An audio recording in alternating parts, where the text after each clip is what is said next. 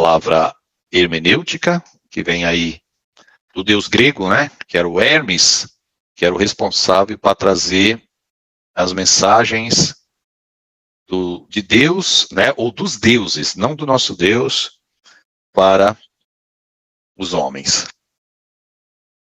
Nós falamos aí também acerca da Bíblia judaica, né, sobre a Torá, a divisão, o Talmud. Falei de forma simples aí, porque essa questão do Talmud é um pouco mais complicada.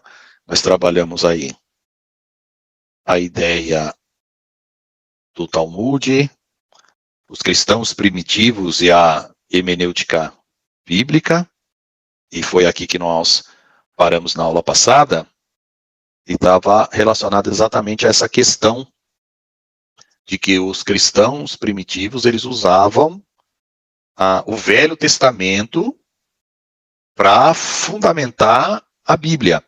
Vocês lembram lá que nós fizemos algumas leituras onde Jesus, ele disse, né, vocês examinam as Escrituras, porque vós cuidais ter nela a vida eterna, e são elas que testificam de mim.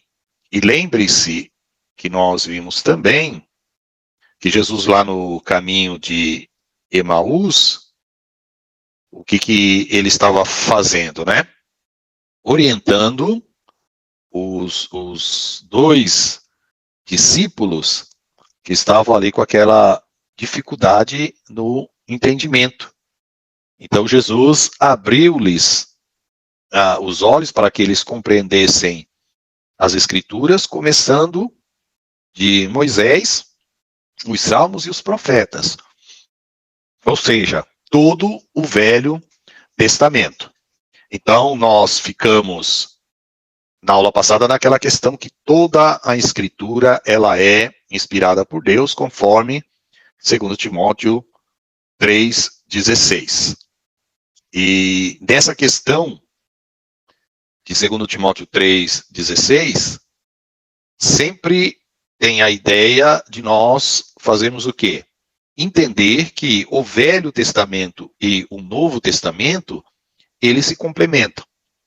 Dificilmente uma pessoa vai poder ter uma visão boa, uma interpretação boa do Novo Testamento, se ele não entender o Velho. E da mesma forma, se ele estudar o Velho e não entender o Novo, ele não vai ter uma interpretação completa. Então, a Bíblia, sempre, nós temos que estudá-la como um todo. Velho e Novo Testamento só são expressões que nós usamos para nos referirmos aí ao quê? Às divisões da Velha e da Nova Aliança. Mas o Novo Testamento, ele é um complemento do Velho. Eu estou passando aí para vocês, e eu não estou me detendo, porque isso aí é uma parte histórica da hermenêutica, né? Como que os reformadores, eles viam as Escrituras. Ou seja, no período da Reforma Protestante, é muito interessante nós pegarmos esse período histórico da hermenêutica, porque antes desse período, as pessoas, irmãos, eles não tinham acesso com tanta facilidade como nós temos hoje. Então, eles tinham acesso às Escrituras, mas de uma forma bem difícil. Somente pessoas que tinham muito dinheiro é que podiam ter acesso às Escrituras. Por quê? Porque todas as cópias da Bíblia, nesse período, elas eram manuscritas. Então, você tinha que comprar, né, pagar um valor muito alto para que um copista, um escriba, copiasse uma Bíblia para você. Então, imagina você ter a situação das pessoas, os copistas, copiarem os 66 livros da Bíblia. Na verdade, 66 não, né? somando com os apócrifos, daria 73 livros que eles copiavam, de Gênesis a Apocalipse, e entre eles os 7 livros apócrifos. Então era um trabalho muito demorado, muito desgastante e um trabalho caríssimo. Então, nesse período, as pessoas não tinham as escrituras em mãos como nós temos com essa facilidade hoje. E graças a Deus por isso, que nós temos as escrituras com essa facilidade. Então, aqui no período da Reforma, é muito interessante nós, pelo menos, estudar esse ponto da história, porque quem dominava a leitura, ou quem podia fazer a leitura da Bíblia, eram somente os padres. E os irmãos talvez alcançaram, eu não sei, a irmã Rose, com os seus pais, a própria... A Nelly é diferente, porque a mãe dela sempre foi evangélica, né? Mas assim, quem veio da Igreja Católica, acompanhou os avós ou os bisavós, e o padre fazia a leitura da Bíblia, algum texto da Bíblia, e ainda fazia em latim. Então imagina o seguinte, as únicas pessoas que liam a Bíblia eram os padres, liam em latim, e alguns dizem que ele lia de costas, né, para a membresia ali da igreja. E o que eles falavam era, quem lesse a Bíblia sozinho,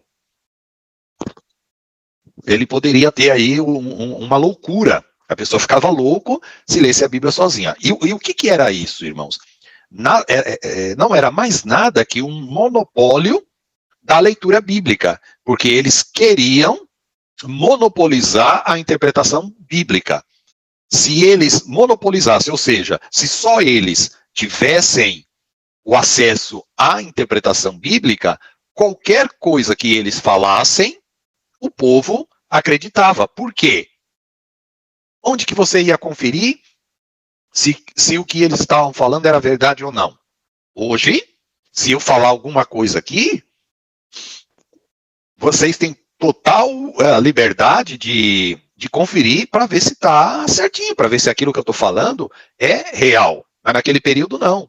Se o padre, o bispo, o papa falasse que as pessoas deveriam não dar 10% da sua renda, mas devia dar 30%, porque na Bíblia estava escrito que devia dar 30%, as pessoas acreditavam, porque eles não tinham acesso à leitura bíblica. E mesmo que aparecesse alguma Bíblia, nesse período aqui, 1500, nós estamos falando aqui do período da Reforma, 1500, lembra aí do descobrimento do Brasil. Havia muitas pessoas analfabetas, né? Então, quem tinha acesso à leitura, à escola, eram pouquíssimas pessoas, só os filhos e as filhas de fazendeiros, pessoas de posse. Então, a interpretação bíblica era muito complicada. Mas aí veio a Reforma Protestante, e uma das ferramentas que a Reforma usou para abrir a mente das pessoas era exatamente entregar a Bíblia na mão das pessoas. E aí Martinho Lutero, ele fez a tradução da Bíblia para o alemão, e nisso entrou o que nós chamamos, deixa eu já achar aqui para vocês, que é os 5 solas. Ou seja, todas as pessoas deveriam ter acesso às Escrituras, e nesse acesso às Escrituras, as pessoas teriam condição de ler e interpretar a Escritura por elas mesmas. Só que aí nós vamos ver que houve um problema. Os 5 solas,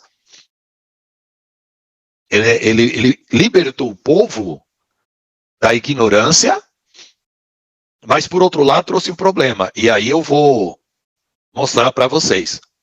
O que são esses 5 solas aqui? Na história da igreja, quando nós estudarmos, vocês vão aprender isso aí de forma um pouco mais aprofundada.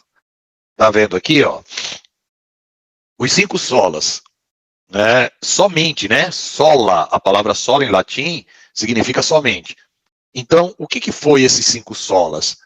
Como a Igreja Católica ela era a detentora da interpretação bíblica, os reformadores eles quebraram esse modelo e esse padrão e eles instituíram a ideia de falar, não é a Igreja Católica que tem que ter o monopólio das Escrituras. Quem tem que ler, conhecer a Bíblia é o povo. Então, eles instituíram esses 5 solas, que significa, né? Somente a Escritura, somente Cristo, só a graça, só a fé e somente a Deus a glória. Nesses 5 solas aqui, irmãos, tem muita coisa envolvida. Então, somente a Escritura, o que os reformadores queriam dizer com esse primeiro sola? Só ela, a Escritura, é autoritativa, ou seja, somente ela tem autoridade para dizer o que se deve fazer e o que não se deve fazer. Ela é a nossa regra de fé e prática. Como a Igreja Católica, nesse período, ela tinha o monopólio das Escrituras, e ela não só usava a Bíblia, mas usava toda a tradição da Igreja, toda os pensamentos, os livros paralelos para fundamentar a Escritura, ou fundamentar, na verdade, aquilo que eles tinham como doutrina, como confissão de fé, eles acabaram por usar a Bíblia, mas colocar outros mandamentos e outras doutrinas paralelas à Bíblia. Então, vamos dar um exemplo. Na Igreja Católica, o padre não pode casar. Então, eles arrumavam argumentos buscando base na Bíblia, mas tinha também as encíclicas papais, as bulas papais, tinham toda a tradição documental da Igreja Católica impedindo o quê? Que as pessoas interpretassem as Escrituras. Então, quando alguém ia tentar mostrar, vamos dizer assim, um texto, um verso nas Escrituras, que contradizia a Igreja Católica, a doutrina deles, o que eles faziam? Falaram, não, aqui a Escritura está dizendo isso, mas o Papa fulano de tal falou tal coisa. E aí, o primeiro sola que os reformadores redigiram foi somente a Escritura. Ela é a nossa regra de fé e prática. Vocês lembram que na aula passada, eu disse que na hermenêutica, irmãos, não tem que ter achismo. Eu acho isso, eu acho aquilo, a minha opinião é essa, de forma nenhuma.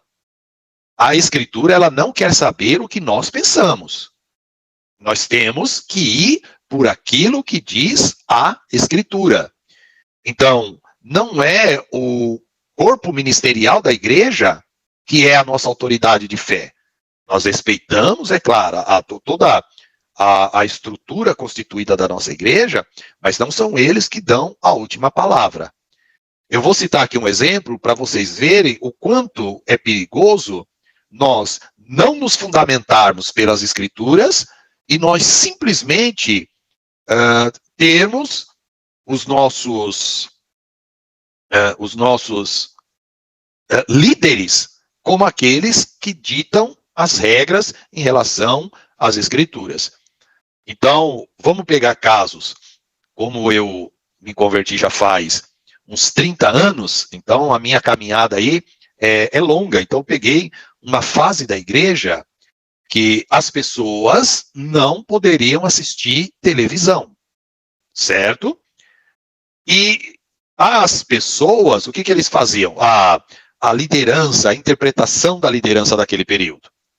Eles pegavam alguns textos bíblicos, versos bíblicos, na verdade, Eu me lembro bem que usavam muito aquele verso bíblico que diz: não colocarei coisas más diante dos meus olhos. Então usava esse verso bíblico para dizer que o crente não poderia usar a televisão. Lembre-se, os nossos irmãos desse período, eles não tinham muito acesso ao conhecimento, não tinham todo esse aparato que nós temos hoje de internet, de livros, de bíblias de estudos. E quando eu falo nesse período, eu não estou desmerecendo as nossas lideranças, porque era o que eles tinham naquele período. Eles tinham só a Bíblia ali e faziam algumas interpretações. Só que vocês observem que hoje, até onde eu conheço, pouquíssimas igrejas, uma ou outra aí, que fala que assistir televisão é pecado. Né? A gente conhece uma ou outra igreja aí que ainda mantém, mas mesmo eles não conseguem segurar 100% da membresia, ainda que possa estar no regimento interno deles, que não pode ali assistir televisão. No entanto, a maioria da membresia não obedece, eles assistem, né, normalmente. Então, mudou-se esse costume, a escritura permaneceu tal qual ela é, mas essa interpretação, que era uma interpretação que hoje nós vemos que não estava correta, ela simplesmente caiu em descrédito, caiu em desuso. Então, quem tem que dizer para nós é a Escritura. E por que esse costume, ou por que essa ordenança da pessoa não poder assistir televisão não permaneceu? Porque ela não estava fundamentada nas Escrituras. Se ela tivesse fundamentada, bem fundamentada, se fosse a própria Bíblia que dissesse algo relativo a isso, todos nós teríamos que obedecer. Mas como não era a Escritura, é uma hermenêutica, uma interpretação que não foi bem feita, acabou-se acontecendo o quê? Caindo em desuso e indiscreto. Mas ninguém hoje usa a Escritura para fundamentar que o crente não pode assistir televisão. Essa questão da nossa interpretação bíblica, que ela cai em desuso, ela cai em descrédito quando não é bem interpretada. É essa que é a ideia. Então, nesses 5 solas, eles fizeram exatamente uma fundamentação de que só as Escrituras são a regra de fé e prática. Colocaram aí também somente Cristo. Por quê? A salvação, a graça, o centro da Bíblia é o quê? Jesus Cristo. E nesse período da Igreja Católica, o que eles queriam, né? Que não somente Cristo salvasse, mas tinha lá o santo A, o santo B, Maria como intercessora. Então eles não aceitaram isso. Falaram, não, é somente Cristo, ele é o nosso fundamento. Sola gratia, né? Que é só a graça, a salvação somente pela graça, porque eles vendiam nesse período as indulgências, as pessoas mortificavam o corpo, as pessoas davam esmola, tudo achando, todos eles achando que essas questões que eles faziam iam fazer com que eles tivessem mérito na salvação. E aí vem os reformadores e coloca, não, negativo. Não pode, ninguém pode ser salvo a não ser pela graça. É somente por ela, mediante Jesus Cristo, que o homem pode ser salvo. E aí ele vem, associado com a graça, somente pela fé em Cristo é que nós somos salvos pela graça. E somente a Deus toda a glória. Por quê? Direto ou indiretamente, aqui estava embutido toda a questão da idolatria, né? Da adoração aos outros santos da Igreja Católica, adoração a Maria, que era chamada mariolatria, e eles romperam com essa questão, porque eles buscaram fundamento na Bíblia. Então, por que tudo isso aqui permanece até hoje? Somente a Escritura, somente Cristo, somente a graça, somente a fé, e somente a Deus toda a glória. 5 solas tem base onde? Nas escrituras que são inspiradas. Isso aí você falou certinho. Só que esses 5 solas foram criados pelos reformadores. E sendo criados por eles, por que ninguém muda? A resposta está exatamente na questão da hermenêutica. Porque quando eles criaram esses 5 solas, a fundamentação deles era a hermenêutica, né? Fizeram uma hermenêutica bem feita nessas questões aqui.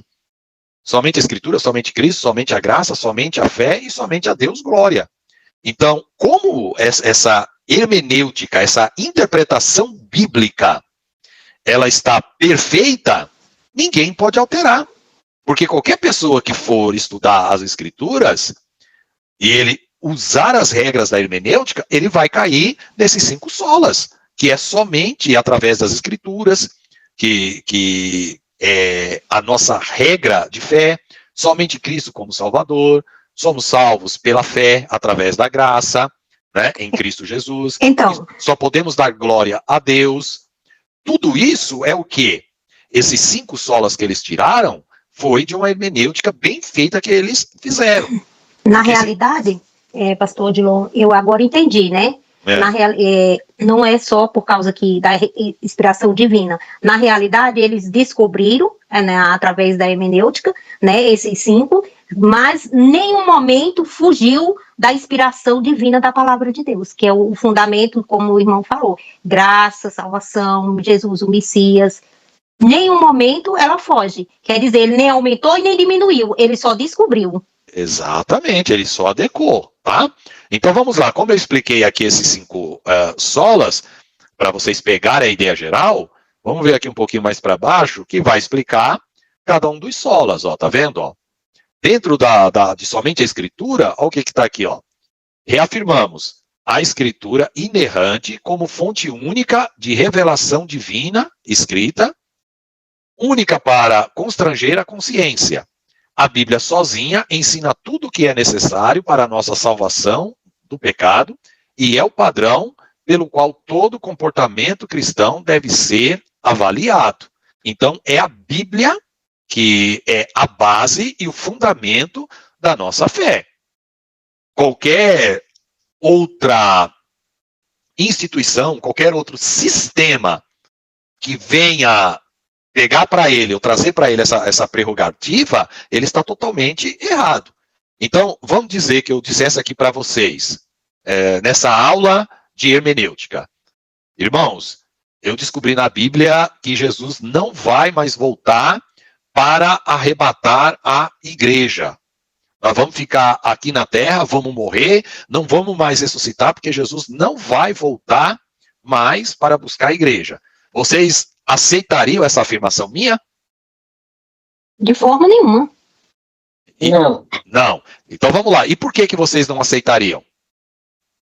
Porque a base de fé da Bíblia, do começo ao fim, é a palavra de Deus, né? Que, como diz, nem aumenta e nem diminui. Se está dizendo que Jesus vem, ele vem. Exatamente, perfeito. Então, quem sou eu para trazer para mim a prerrogativa de ser a base para dizer que a Bíblia mudou e que Jesus agora não vai voltar mais? Então, eu não sou ninguém. A Bíblia é tudo, ela é a nossa fonte, está aqui, ó. A nossa fonte única de revelação. E aí, mano, ele entra aquilo que você falou no início. Eles tiraram dessa fonte única de revelação que é inspirada por Deus, tá? E aí, no Sola Escritura, o que nós temos aí, né? A afirmação dos reformadores. Negamos que qualquer credo, olha aí, ó, concílio ou indivíduo possa constranger a consciência de um crente, que o Espírito Santo fale independentemente de ou contrariando o que está exposto na Bíblia, ou que a experiência pessoal possa ser veículo de revelação. Isso aqui, irmãos, é tão importante que eu sempre ensino na aula de hermenêutica. Já viram? Isso acontece demais no nosso meio. Quando eu digo nosso meio, meio pentecostal, que não é a fonte única de revelação. Isso, ó, subiu. Negamos que qualquer credo, concílio, araná, fala independentemente de o contrariano que está exposto na Bíblia, ou que a experiência pessoal possa ser veículo de revelação. O que vocês devem anotar com as palavras de vocês aí? Vocês devem anotar o seguinte, que a nossa experiência tem que ser filtrada pela Bíblia. A nossa, ou as nossas experiências têm que ser filtradas pela Bíblia. E não o contrário.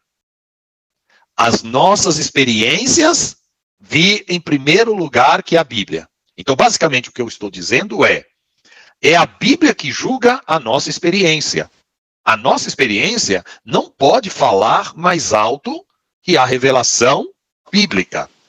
Então, com base nisso, irmãos, eu tenho muita dificuldade e tem algumas coisas que eu rejeito completamente, mas eu não rejeito simplesmente por uma questão de não ser espiritual ou de ser incrédulo. Não, não é por isso. É porque quando a gente estuda a Bíblia, você vai ver que algumas experiências, elas não passam pelo filtro bíblico. Eu vou dar um exemplo aqui para vocês, tá? De uma experiência que quando se contava, eu refutava. Se a pessoa falasse, eu vou estar em tal igreja, ou eu vou estar na igreja que você congrega, eu ia para uma outra igreja, ou não ia no culto naquele dia, porque eu sabia que a experiência daquela pessoa não estava fundamentada na Bíblia. Nas Assembleias de Deus, principalmente, tá? Surgiu um irmão por nome Adão de Campos. E esse irmão, ele contava, ele tinha um testemunho gravado em fita cassete, ele dizia nesse testemunho que Deus havia arrebatado, né, ele em espírito. Então, até aí, vamos lá, vamos passar essa revelação pelo filtro, né? A Bíblia fala de arrebatamento, de sentidos, de você ser trasladado em espírito, ou ser arrebatado em espírito para ter alguma revelação? A Bíblia fala sobre isso, sim ou não? Olha, pastor Odilon, vou ser sincero com o irmão, eu tenho quando se trata desse fulano foi arrebatado, até hoje eu te digo, eu não aprendi ainda dentro da palavra, eu não encontrei e nem ouvi pessoas ensinando dentro da palavra sobre isso. E para ser sincero com o irmão, e dentro da palavra, eu continuo ainda com a minha dúvida em termos da pessoa ser arrebatada. Tá, então vamos lá. Disse bem, palavra. Há sim o arrebatamento em espírito, isso é bíblico, tá? Esse arrebatamento, ele pode ser em termos de visão, né? A pessoa ser arrebatado no sentido de visão, é o chamado arrebatamento de sentidos, e há possibilidade, deixa eu só complementar, há a possibilidade também da pessoa ser arrebatado no sentido de deixar o corpo, tá? Então, ele ser arrebatado, por isso que nós usamos a expressão, ter um arrebatamento de sentidos ou arrebatado de espírito. Por quê? Porque a Bíblia, ela fala para nós, tá? Então, como nós usamos a Bíblia como nossa regra de fé, até esse ponto do você ser arrebatado de sentidos, não é o arrebatamento da igreja, não é esse tipo de arrebatamento. Arrebatamento de sentidos. É um tipo de arrebatamento que Deus te mostra algo, Deus te leva para um plano espiritual diferente para te mostrar alguma coisa. Então, vamos fundamentar pela Bíblia. Abram a Bíblia de vocês em Atos 10, verso 10 e 11. Então, pastor, isso que eu ia dizer pro irmão. Eu, em termos de dizer que eu nunca ouvi dentro da palavra alguém falar sobre a pessoa ser arrebatado, quando se fala de eu fui arrebatado e fui ao céu. Entendeu?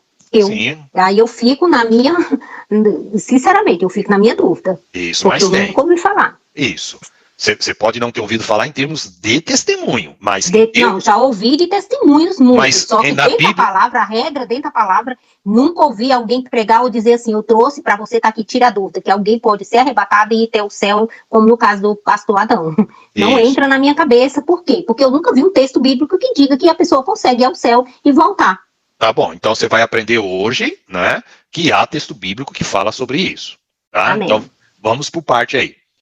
Atos, capítulo 10, verso 10 e 11. O que diz aí? Vocês acompanhem. E tendo fome, quis comer, e enquanto lhe preparavam, sobreveio-lhe um... Na Bíblia de vocês está escrito aí o quê? Atos 10, 10. Arrebatamento. Arrebatamento. Na sua Bíblia está o quê, Manaile?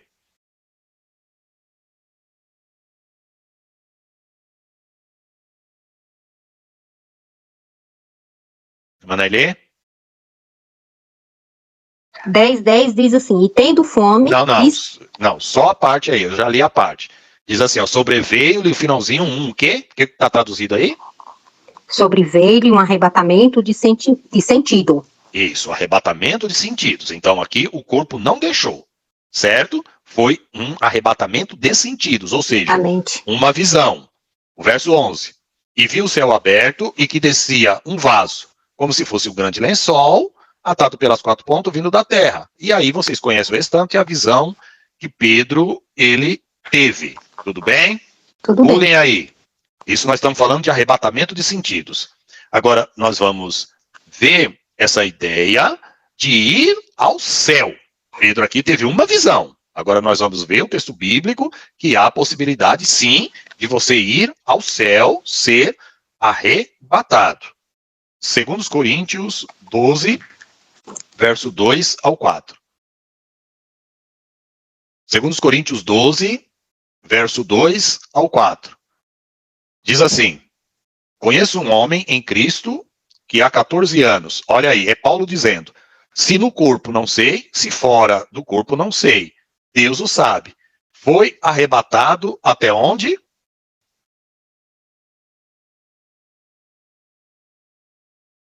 Pastor, eu estava procurando, 2 Coríntios... Capítulo 12, verso 2 ao 4. Obrigada. Foi arrebatado ao paraíso, ouviu a palavra inefável de que os homens não era lícito falar. Isso.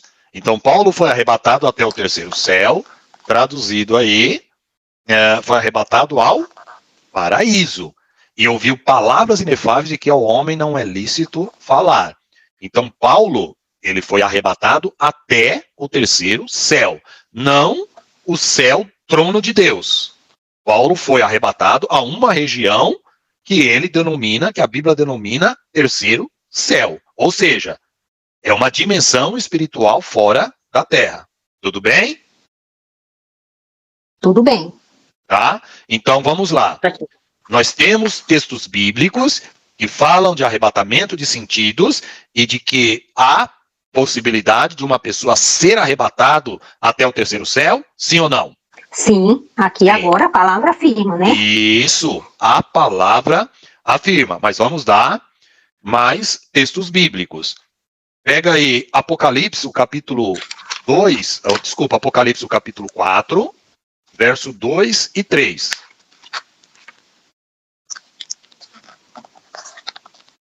Apocalipse 4, verso 2 e 3. E logo foi arrebatado em espírito, e eis que um trono estava posto no céu, e um assentado sobre o trono. E os que estavam sentados eram na aparência semelhante à pedra de jaspe, e sardônica, né? Sardônica, tá certo? Sardônica, e o arco celestial estava ao redor do trono, aparência semelhante à esmeralda. Isso, ó. Ele foi arrebatado em espírito. 4:2 de Apocalipse. Quem foi esse homem? Apóstolo João. Foi arrebatado até as regiões celestiais, tá? Esses textos mostram para nós que há a possibilidade desse arrebatamento, tá? Ou um arrebatamento, no caso de Pedro, em visão, ou um arrebatamento que a gente fala arrebatamento de espírito mesmo. Você ir até a região celeste. Atos 22:17. Dá uma lida aí para nós.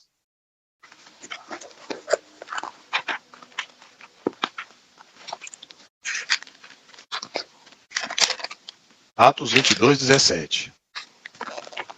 E aconteceu que, tornando eu para Jerusalém, é esse? Isso. Quando orava no templo, fui arrebatado para fora de mim. Tá vendo? Arrebatamento de sentidos. Então, a Bíblia fala de arrebatamento de sentidos e arrebatamento a regiões celestes. Então, até o ponto que esse irmão contava esse testemunho, que ele foi arrebatado até as regiões celestes, até aí dá para acreditar? Até esse ponto, sim ou não? Sim. Sim. Por que nós acreditamos até aí? Porque está na palavra. Sim. Pronto. É sempre isso. É a palavra que julga a experiência. E não a experiência que julga a palavra. Então, enquanto a pessoa está contando o testemunho, e ele vai falando, e você vai conferindo nas escrituras, fala, não, isso é possível, está aqui as escrituras dizendo que isso pode acontecer. Mas onde que chegou um momento que ele começou a derrapar na parte do testemunho, que aí já não era mais aceitável.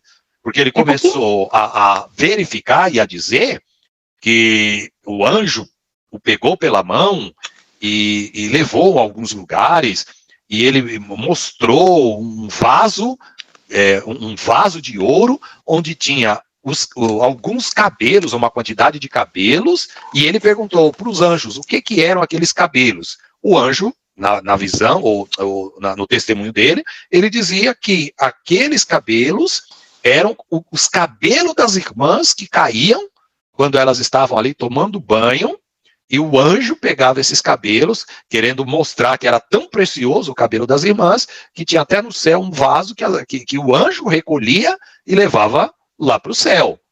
Então, a partir daí, o testemunho dele já caía em descrédito, porque essa questão de cabelo não tem fundamentação bíblica nenhuma. Não há nenhum lugar na Bíblia onde você encontre base para dizer que os cabelos das irmãs são tão santos, podemos colocar assim, são tão preciosos, que até os anjos vão lá, pegam esses cabelos e deixam lá.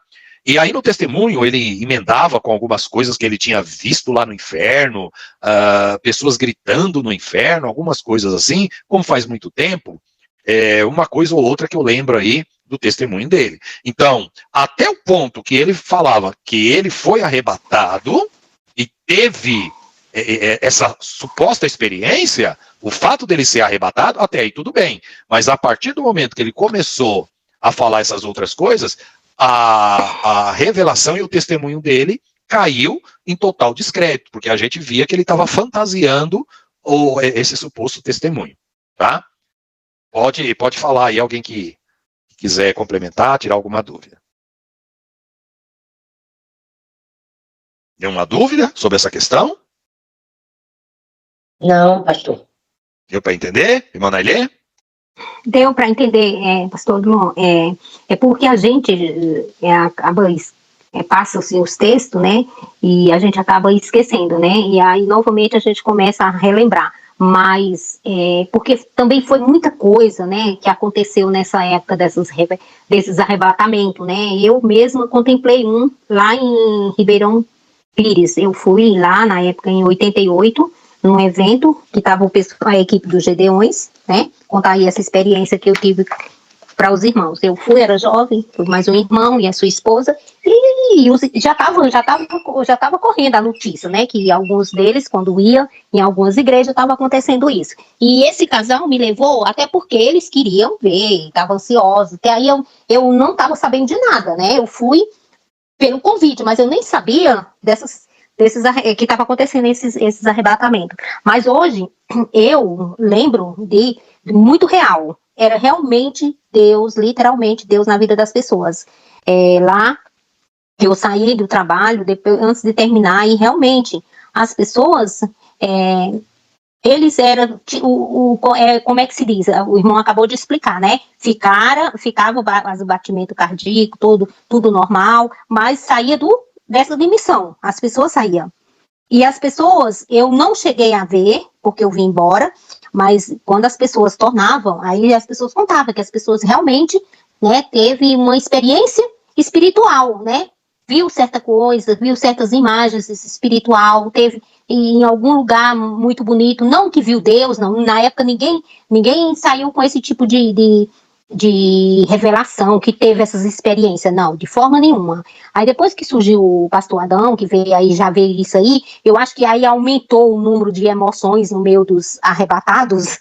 Sim. Aí foi aumentando certas, por que não dizer, certas meninices. Não sei se o irmão concorda comigo, mas essa foi a minha visão da época, né? Mas que sim, tinha realmente o operado o Espírito Santo de Deus. Mas hoje está uma coisa tão banal, aí a gente assiste, não sei se a irmã Débora, a irmã Rose já viu alguns vídeos, é tão normal, e eu já, tanto culto que eu já fui, irmã, que as irmãs se largam no chão. Vocês já passaram por essas experiências já, né, irmã? É tanto isso que a gente não está mais com aquela coisa de crer, né, irmã? Né, irmã Rose? De crer. Porque está banalizando esse negócio. Agora, tinha dado assim, como é que se diz? Um basta, há um tempo atrás aí, diminuiu, mas agora, se você for ver aí, começou tudo de novo, tá? Fora de sério. Não tem uns ministérios aí que é todo culto, todo trabalho, é tudo no chão. Fazer isso. O quê? Eu não concordo e nem aceito, né? Porque eu já tive experiência comigo mesmo, de irmão vir com essas emoções pra cima de mim, e eu não aceitei porque realmente o Espírito de Deus não testificou. Então, essa que é a ideia de que nós estamos falando aqui. É passar a experiência de qualquer pessoa pela Bíblia. A irmã Nailê, ela frisou bem aí que as pessoas, a gente não conhece esse processo, né? Porque é um processo espiritual, misterioso, mas o fato da pessoa falar assim, olha, fui arrebatado em espírito, Deus me revelou alguma coisa com algum propósito, né? Sempre Deus tem um propósito. Nós cremos, porque a Bíblia diz que isso acontece. E aí a irmã Nailê, ela disse que nenhuma pessoa chegou nas igrejas onde aconteceu aí esses arrebatamentos, nenhuma pessoa chegou dizendo que viu a Deus. Então, vamos diferenciar agora, preste atenção. Se tivesse nesse meio uma pessoa que dissesse que tinha sido arrebatada, e que ela foi lá e contemplou o trono de Deus e que conversou com Deus, nós acreditaríamos nesse testemunho dessa pessoa? Sim ou não? E por quê? Bem resumido. Não. Agora eu vou deixar as outras irmãs responderem. Isso. Vamos lá, irmã Rose. Irmã Rose, por que não? Porque pela experiência que a gente estuda nas escrituras, não está escrito, né? Pastor Delon. Aí a gente tem que fazer tudo baseado nas escrituras. Por isso que o senhor na aula passada falou, que a gente tem que ver tudo o que está baseado dentro das escrituras. E não tem uma parte que acontece igual em sentido, né, e tudo, isso. Mas realmente ser arrebatado e ver Deus, conversar com Deus ou com alguém, não tem, né, porque não tem. Nós temos que se basear através das escrituras, né, que é a Bíblia. Isso, exatamente, Marrose, certinho. A Bíblia, a própria Bíblia vai dizer que ninguém jamais viu a Deus na sua glória, na sua magnificência. Ninguém viu a Deus. Nós só vamos ver Deus após o arrebatamento da igreja, quando os nossos corpos forem transformados, sermos conduzidos por Jesus, que nos encontrará nos ares, aí sim nós veremos a Deus. Mas antes disso, nenhum ser humano viu ou contemplou Deus na sua essência. Então, é sempre essa ideia, irmãos, de você pegar as experiências das pessoas e passar pelo filtro bíblico. A minha esposa, ela sabe. Quando começa a contar alguns testemunhos, né? Alguém começa a falar alguma coisa, irmãos, mas sem sombra de dúvida, eu falo, isso aí não é de Deus não, isso aí é meninice, isso aí é coisa da carne. E por que eu tenho tanta certeza? Porque eu pego o testemunho da pessoa e passo pelo filtro bíblico. Se uma pessoa falar, olha, fui arrebatado e vi e contemplei Deus, eu vou falar, é mentira. Essa pessoa não foi arrebatada coisa nenhuma. Mas e como que eu posso ter certeza disso? Porque a Bíblia diz que ninguém viu a Deus. Agora, a irmã Débora levantou a mão, eu já deixo a irmã Débora falar, como nós estamos, e tá gostoso esse exercício que eu estou fazendo com vocês aqui, se eu disser para vocês, irmãos, nessa noite, na noite passada, né, eu tive a visita de um anjo de Deus, que me trouxe uma mensagem de Deus acerca de algo que eu estava pedindo a Deus faz muito tempo. Então, vou repetir a pergunta. Imagina que eu chegasse aqui para vocês hoje e dissesse, ontem à noite, eu recebi aqui na minha casa a visita de um anjo de Deus que me trouxe uma mensagem que havia muito tempo que eu estava pedindo a Deus e ele me trouxe a resposta. Eu quero que cada uma das irmãs responda, né, de forma bem resumida, e aí eu faço a explicação e deixo a irmã Débora falar. Vamos lá. Irmã Rose, nesse caso, a senhora acreditaria nesse meu testemunho com base na Bíblia? Se ficar com dúvida, pode dizer, pastor, eu estou com dúvida, não tem problema. É uma dúvida, porque eu já vi muitos irmãos, às vezes, dar o testemunho que pediu muito e Deus veio em sonho, ando falar com ele, né? Com a pessoa, né? Certo. Tá bom, ótimo. Irmã Nailê? Creio, acredito, porque a palavra de Deus nos afirma, desde o Velho Testamento até o Novo. Jesus apareceu em forma de anjo. Enviou o anjo. Enviou o anjo, tudo bem. Irmã Débora? Eu acredito, sim. Tá. Então... eu acredito porque os anjos são ministradores, né, de Deus, como falar em Hebreus. Eu acredito, sim. Isso. Então vamos lá, irmã Débora. A senhora que já falou o versículo e falou o livro. Abram a Bíblia de vocês aí em Hebreus, o capítulo 1 e o verso de número 8, se não me falha a memória. Vamos ver se é. Não é um 8. Desculpa. 1,14. Hebreus 1,14. Não são, porventura, todos eles espíritos ministradores enviados para servir a favor daqueles que hão de herdar a salvação? Isso. No verso 13, vocês vão ver que ele está falando de anjos, né? E a qual dos anjos disse jamais? Assenta-te à minha destra ou direita, até que eu ponha todos os teus inimigos por escabeira dos teus pés. Não são, porventura, todos eles quem? Os anjos. Os anjos. Espíritos ministradores enviados para servir a favor daqueles que hão de herdar a salvação. Então, como bem disse a irmã Débora, por que esse meu testemunho, se eu fosse contar, vocês poderiam, né, no coração de vocês ter, não, pode ser que aconteceu sim. Porque é bíblico. Os anjos estão a favor, ou seja, Deus deixou os anjos como os nossos servos. Quando eu digo servos, não, na verdade, conservos. Aqueles que estão para nos ajudar, conforme o texto diz, aqueles que hão de herdar a salvação. Isso se refere à igreja. Então, esses anjos, eles nos livram, né? Salmo 34, verso 7, diz que os anjos do Senhor acampam ao redor daqueles que os temem e os livra. Então, no Velho Testamento, como disse a irmã Nailê, e no Novo Testamento, é descrito o ministério angelical, a atividade dos anjos que trabalham ao nosso favor, amando de Deus. Então, é sempre isso. que eu estou exemplificando para vocês. Passem o testemunho da pessoa pelo filtro bíblico. Se o testemunho passar pelo filtro bíblico, aí nós podemos dar crédito ou não dar crédito àquilo que a pessoa está falando. O segundo ponto pode ser que a pessoa esteja lá mentindo, contando mentira, mas jamais você vai poder condená-la com base na Bíblia. Ou seja, você não vai poder dizer que é impossível daquilo acontecer, de um anjo trazer uma mensagem divina para mim. Isso pode perfeitamente acontecer, porque é bíblico, tá bom? A irmã Débora tinha levantado a mão. Pode ir lá, irmã Débora.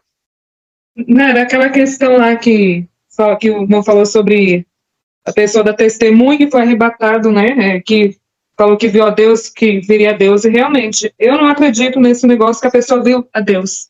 Por quê? Eu me lembrei até de uma passagem, né, de Moisés, quando Moisés subiu ao monte para falar com Deus. Moisés pediu para ver a glória de Deus. Ele pediu para ver a Deus. O que Deus respondeu para ele? A minha face você não pode ver, Moisés. Porque se você ver, você vai morrer. Exatamente. É isso mesmo. Então, Deus falou isso para Moisés. Então, esse negócio de falar que a pessoa viu a Deus, irmão, Deus deixou o Espírito Santo aqui na terra para falar conosco. Nós só vamos ver a Deus quando a gente chegar na glória. Se Moisés ouviu, nós vamos ver? Não, imagina, não. Aqui nessa terra, não. Mas na glória, sim. Exatamente. Amém? E, olha, irmãos, isso é que é importante das aulas. A participação de vocês, né? Quando a gente pega essa questão, é com essa ideia de mostrar para vocês, de ensinar para vocês, e vocês terem aí a base e segurança. Não ficar necessariamente com medo de fazer uma afirmação quando estiver dando escola dominical. Olha que bonito aí a certeza com que a irmã Nailê falou, olha, porque a Bíblia diz no Velho Testamento, a Bíblia diz no Novo Testamento. A irmã Débora afirmou com toda a convicção, dizendo, não podemos crer, porque o próprio Moisés pediu para ver a glória de Deus, né? E a face de Deus, e o próprio Deus falou, Moisés, homem nenhum viu a minha face, meu amigo. Porque se o homem vê a minha face, ele morre, porque a minha glória é muito grande. Tá? Aí, para complementar, a gente pega, só para reforçar essa parte, olha o que Jesus disse em João 1,18. Abra a Bíblia de vocês aí. Em João, o capítulo 1 e o verso 18. Lê para nós aí, irmã Débora. 1,18 de João? Isso. Deus nunca foi visto por ninguém. O Filho unigênito que está no seio do Pai, esse o revelou. Pronto. Ninguém, é o próprio Jesus dizendo, ninguém jamais viu a Deus. E por que ninguém jamais viu a Deus? Porque a glória de Deus, irmãos, ela é tão imensa, ela é tão grande, que nós só poderemos contemplar a glória de Deus após os nossos corpos serem transformados. Porque com essa estrutura que nós temos, nós não conseguimos ver a Deus. É a mesma coisa que eu pegar vocês aqui, nós entrarmos numa nave espacial, e a nave espacial chegar lá próximo do Sol e falar, olha, contempla aí o Sol. Quem de nós vai conseguir resistir? Se o Sol aqui, do meio-dia, que está numa distância gigantesca, muitas das vezes nós não conseguimos contemplar, olhar para o Sol diretamente, imagina você se aproximar do Sol, você morre. Porque a claridade, né, o calor é tão grande que você não suporta. É por isso que ninguém em vida pode ver a Deus. Tudo bem? Então, parabéns aí para vocês que já estão pegando. É isso que a hermenêutica ela vem ensinar para nós. Falou, é a Bíblia que é a nossa regra de fé e de prática. Então, não adianta a pessoa vir com os testemunhos, dizendo, eu vi a Deus, eu fui lá no inferno. Irmãos, quem me mostre um texto bíblico dizendo que Deus permitiu alguém ir lá no inferno, quando eu digo no inferno, onde estão os ímpios que morreram sem Cristo, e voltar a essa vida e contar alguma coisa. A minha memória pode falhar. Eu posso estar esquecendo de alguma passagem bíblica. Alguém lembra? Se alguém lembrar, por favor, me cite aí, porque minha memória... Eu não lembro. Não, eu não tenho recordação. Agora, como nós já vimos na outra parte, dizer que foi ao céu, ao paraíso, jamais ao trono de Deus, mas ao paraíso, é bíblico, conforme nós atestamos e mostramos versos bíblicos. Agora, uns testemunhos aí que a pessoa fala que foi lá no inferno, que viu não sei o quê, e que viu não sei quem, e que viu a reunião do diabo com os seus demônios para destruir a igreja, para não sei o quê. Meu amigo, para que Deus vai levar alguém lá no inferno para ver isso, se a própria Bíblia diz que a nossa luta não é contra a carne, contra o sangue, que desde que a igreja foi fundada, o diabo quer a destruição da igreja, Deus vai lá e vai mostrar isso para quê, meu irmão? Se a própria Bíblia revela isso para nós, então, se vocês ouvirem aí, porque a fulana de tal vai vir na minha igreja contar o testemunho que ela foi lá no inferno, né? Ela foi lá no inferno e viu a reunião lá de Satanás com os seus demônios, e Deus falou para ela vir contar aqui para nós como que simplesmente me fala onde que é a sua igreja para mim nunca passar lá perto para ir, tá? Porque eu não vou. E se for na minha, eu não vou também. Porque é a Bíblia que é a nossa regra de fé e de prática. Irmãos, eu não vou fazer um intervalo hoje, porque nós começamos um pouco atrasado aí, porque eu tive que baixar até o Teams, baixar a câmera aqui, porque o meu computador caiu um raio e queimou a placa do meu computador, o meu monitor aqui também. Então eu tive que baixar tudo de novo, tá? Muito bem. Nós estamos falando aqui sobre os 5 solas da Reforma Protestante, tá? Então vamos lá, ó. Vocês estão vendo aí na tela? Porque pode ter caído aí. Sim. Tá vendo aí, né? Sim. Se caiu na tela aí, vocês me avisam, porque às vezes dá um tilt aqui, ó. Analisando a Bíblia como um todo, é evidente que as Escrituras apresentam-se como sendo a revelação de Deus e, de tal forma, a autoridade suprema no que diz respeito a doutrinas, hábitos cotidianos e decisões pessoais. Quem é a autoridade suprema é a Bíblia. Não é A, não é B, não é instituição A, não é instituição B e nem C. É a Bíblia. Nós temos que ser cativos, a nossa mente, a nossa obediência tem que ser cativo àquilo que a Bíblia diz, só que aquilo que a Bíblia diz bem interpretada. Porque alguém pode dizer que a Bíblia está dizendo alguma coisa, mas de forma mal interpretada. Conforme nós vamos fazer alguns exercícios em alguns versos aí para frente, tá? Então vamos lá. Vamos pegar aqui outro sola, somente Cristo, né? Reafirmamos que nossa salvação é realizada unicamente pela obra mediatória do Cristo histórico. Sua vida sem pecado e sua expiação por si só são suficientes para nossa justificação e reconciliação com o Pai. Então, somente Cristo. Aí a negativa aqui, ó. Negamos que o Evangelho esteja sendo pregado se a obra substitutiva de Cristo não estiver sendo declarada e a fé em Cristo e sua obra não estiver sendo invocada. Ó, as tradições da igreja medieval inferiam que a obra de Cristo sozinha não era suficiente para a salvação. Como resultado, eram apresentados centenas de mediadores, que eram os santos, a começar de Maria, dos demais santos e da autoridade absolutista do Papa, que conciliaria o contato entre leigos e Deus. Como eu disse para vocês antes, o que a Igreja Católica fazia? Desculpe, irmãos, a irmã Débora acho que entrou um pouquinho depois, talvez ela não tenha pego essa parte, que nós estávamos falando sobre isso. Eles queriam ter o domínio do contato, ou da mediação entre a pessoa e Deus.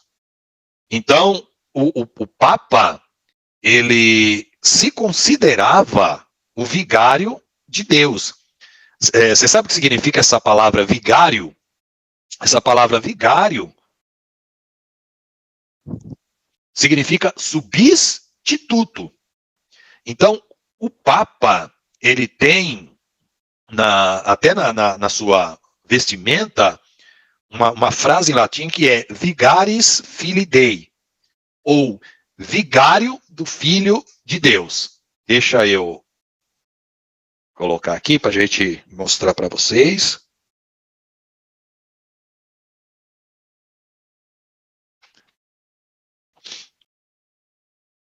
Deixa eu ver se eu vejo alguma imagem aqui para facilitar, para vocês entenderem como que funcionava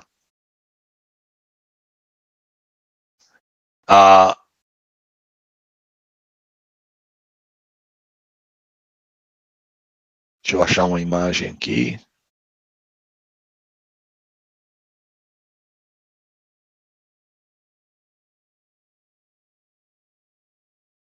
Aqui, ó.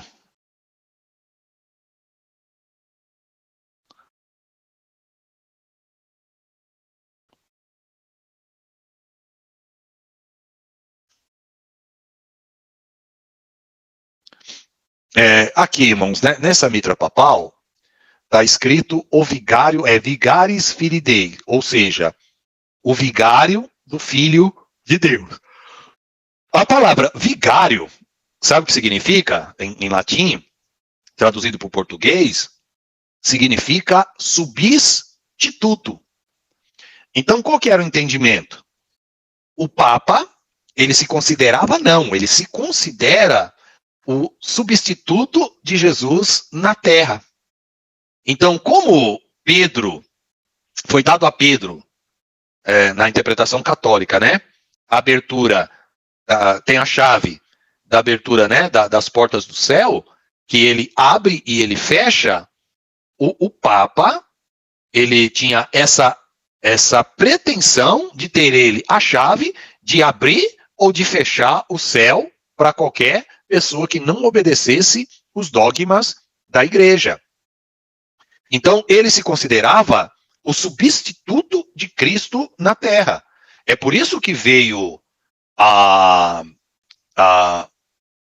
mensagem, né, dos reformadores, dizendo, é somente Cristo.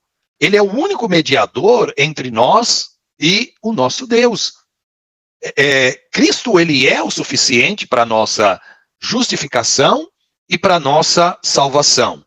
Nós não precisamos de um mediador, ou seja, aquele que é o intermediário entre nós e o nosso Deus. Então, hoje, nós não precisamos de pastor, nós não precisamos de irmã do círculo de oração, nós não precisamos da profetisa, do profeta, para nos chegarmos diante de Deus. E por que nós não precisamos? Porque nós temos Jesus como nosso sumo sacerdote, o nosso mediador. E é interessante, quando nós falamos aqui, que é o próximo, eu já vou emendar, que é a salvação somente pela graça.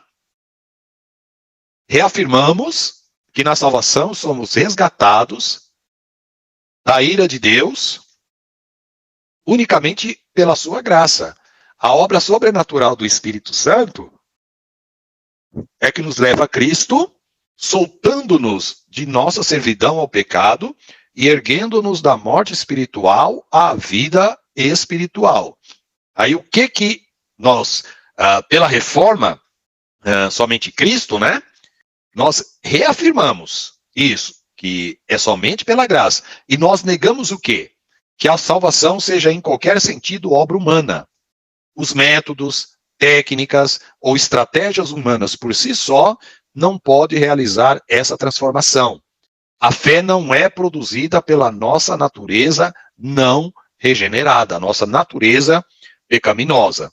Então, o que os reformadores queriam dizer aqui, quando eles extraíram essa ideia fundamental através da hermenêutica da interpretação bíblica, que é somente pela graça que o homem ele é salvo.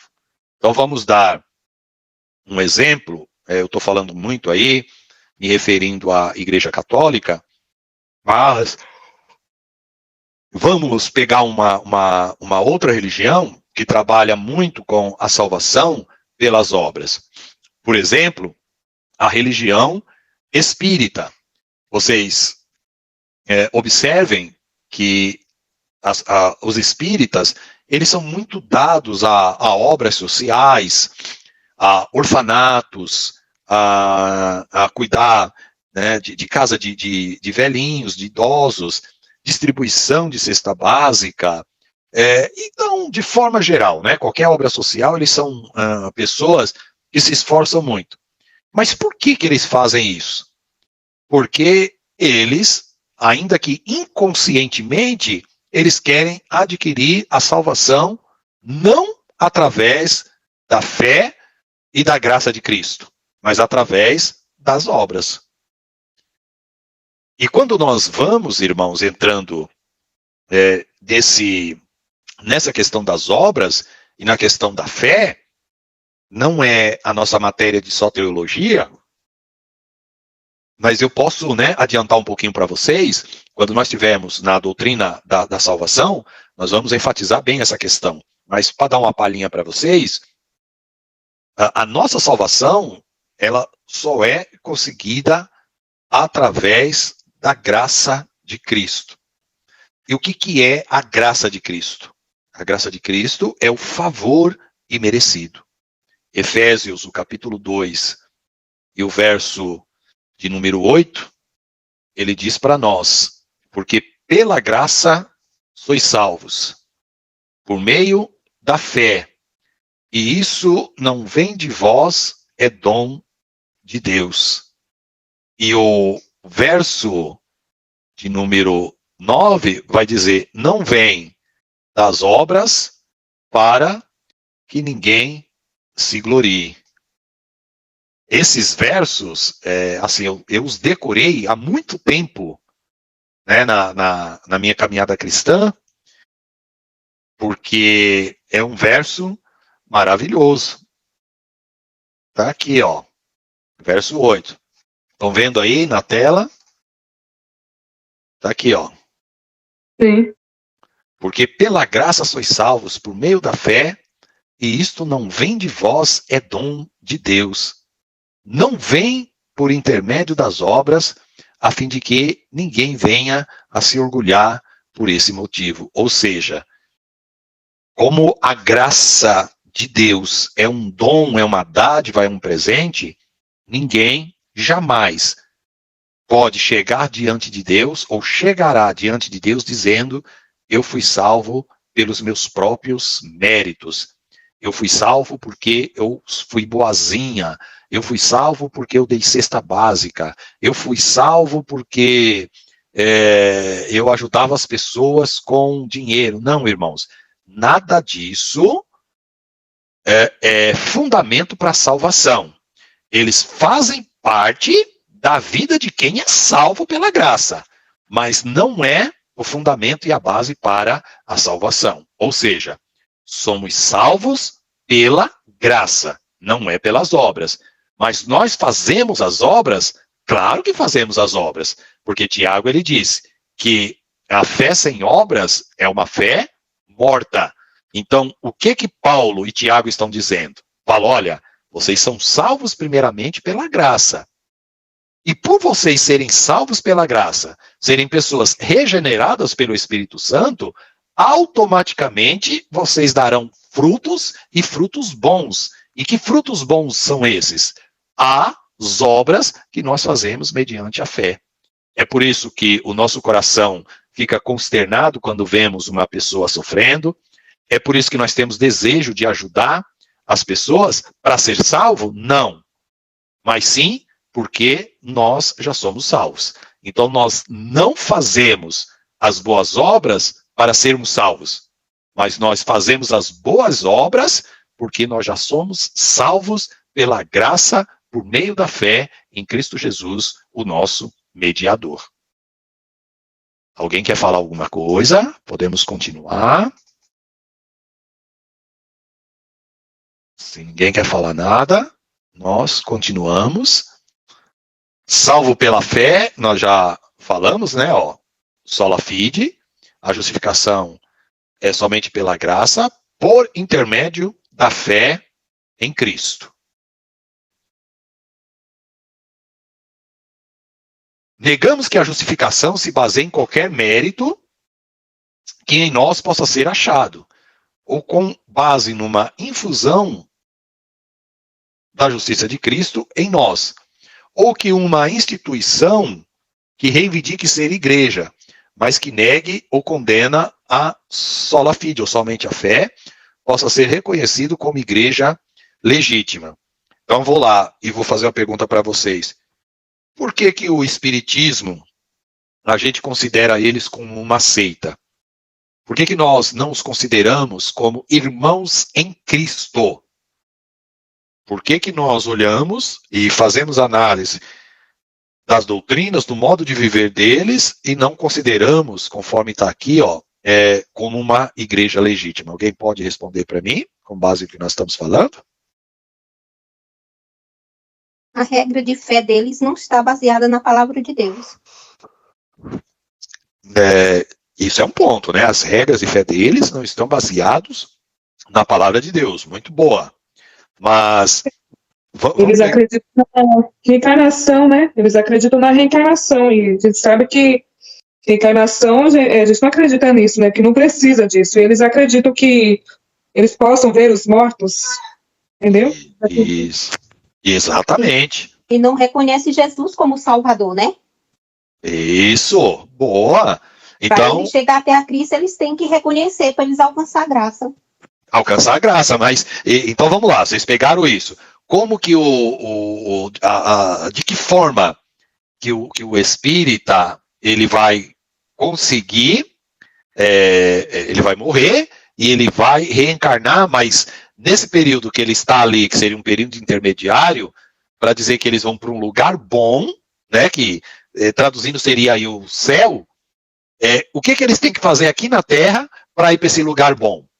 Na visão deles, da forma que eles interpretam, o que eles têm que fazer? Para eles têm que ver, eles acham que vão se salvar pelas obras, e não é pelas obras. Isso, exatamente. Então eles têm que dar cesta básica, eles têm que ajudar as pessoas, eles têm que ser, eles acham que eles têm que ser pessoas que trabalham muito com filantropia. Então, tudo isso eles vão colocar na base, no fundamento de salvação deles. Eles vão considerar que isso vai levá-los para o céu. E as obras sem a fé e a graça são mortas. Exatamente. A fé sem as obras é morta. E por que Tiago disse isso? Que ele quis dizer o seguinte: não adianta vocês falarem que vocês são salvos pela graça, que vocês têm Cristo na vida de vocês, que vocês são tementes a Deus, que vocês têm o Espírito Santo habitando, vocês têm o fruto do Espírito, que é o amor, e vocês verem um irmão passando fome e necessidade, ou ver pessoas com dificuldade, e vocês não vão ajudar. Então significa que essa fé de vocês não é uma fé viva, é uma fé morta. Então, vocês têm que associar as duas coisas. Primeiramente, vocês são salvos somente pela graça. Não há mérito em vocês. Mas pelo fato de Jesus ter salvos vocês, o Espírito Santo habita em vocês. O Espírito Santo trabalha dentro de vocês para gerar o fruto do Espírito, que é o amor, paz, longanimidade, fé, mansidão e temperança e justiça. Logicamente, vocês vão fazer as boas obras. Dá para entender isso, irmãos? A diferença entre você ser salvo pela fé, né? Salvo pela graça mediante a fé em Cristo, mas ao mesmo tempo você ter que fazer as obras, porque uma coisa está ligada à outra. Quem pode me explicar isso aí? Como que o crente pode conciliar que ele é salvo pela graça, mediante a fé em Cristo, mas, junto com essa salvação, ele demonstra as boas obras? Então, a graça de Cristo nos salva, mas ao mesmo tempo é impossível que nós não façamos boas obras. Alguém quer arriscar aí a falar? Porque a fé como diz, né, é dom de Deus, né? Então fomos alcançados pela fé, e através da fé encontramos a graça no Senhor Jesus. Isso não vem de nós, vem de Deus, né? E através de vir de Deus vem o dom, né, do verdadeiro amor de Cristo que nós praticamos. Isso. Então é mediante a graça, o Espírito Santo nos salva, nos regenera, muda a nossa natureza, e isso nos leva a praticar e a fazer as boas obras. É essa que é a ideia que o texto bíblico está passando para nós. Para nós encerrarmos aqui a questão dos solas, a gente já encerrar a aula, né? Sola fide. E o último aqui é somente a Deus a glória. Ou seja, reafirmamos que como a salvação é de Deus e realizada por Deus, ela é para a glória de Deus e devemos glorificá-lo sempre. Devemos viver nossa vida inteira perante a face de Deus, sob a autoridade de Deus e para a glória de Deus somente. Aí, a negação acerca dos dogmas da Igreja Católica que os reformadores fizeram foi, negamos que possamos apropriadamente glorificar a Deus se o nosso culto for confundido com entretenimento, se negligenciarmos ou a lei ou o evangelho em nossa pregação, ou se permitirmos que o afeiçoamento próprio, a autoestima e a autorrealização se tornem opções alternativas ao evangelho. Resumindo, o que ele quer dizer aqui é que nada que não seja para a glória de Deus pode substituir as nossas vidas. Porque se foi Ele que nos salvou, se é para a glória dele que nós temos que viver, então qualquer coisa que tomar o lugar de Deus, automaticamente tira a glória dele e nós estaremos contrariando a palavra de Deus. Tá bom? Nós fizemos o intervalo, nós compensamos aí o atraso que nós tivemos, né? Então nós vamos encerrar aqui a nossa aula. Eu vou pedir, a aula passada, acho que foi a irmã Nailê que orou, eu vou pedir aqui a irmã Rose. Rose, ora ao Senhor agradecendo aí a nossa aula de hoje. Soberano Deus e eterno Pai, junto ao Filho Jesus Cristo, nós estamos aqui reunidos, Pai, nessa sala de aula para pedir e agradecer por essa oportunidade, Pai, que nós possamos, Pai, vivenciar a Tua palavra dia após dia, Pai, abrindo a mente de cada um, Pai, que possamos, Pai, absorver, aprender mais de Ti, Pai, que através do Teu Espírito Santo nos dá uma iluminação, Pai, para que cada dia possamos aprender mais dos mistérios, Pai, porque a palavra, Pai, é verdadeira e eficaz, Pai, que nós possamos, Pai, ser limpo através da Tua palavra, Pai, que nós possamos, Pai, vivenciarmos e viver a Tua palavra, Pai, como ensinamento, como a base, Pai, como fundamento para nossas vidas, nossa casa, nossos familiares, Pai. E nesse momento eu agradeço pela vida do pastor, pelas irmãs, os alunos, a minha vida, Pai, que nós possamos estar reunidos, Pai, esses 2 dias por semana, a segunda e a quarta, Pai, diante da Tua presença, para aprender mais de Ti, mais da Tua palavra, Pai. Muito obrigado pela oportunidade. Que Deus abençoe nosso lar, nossa noite, possamos ter uma boa noite de sono, Pai, um sono espiritual, Pai, que nós possamos já deitar e já adormecer, Pai. E agradecemos por tudo, Pai, em nome santo do Teu Filho amado, Jesus. Amém. Amém. Deus abençoe, irmã Débora, a paz do Senhor, Débora. Deus abençoe. Até quarta-feira, a nossa próxima aula. Deus abençoe, viu?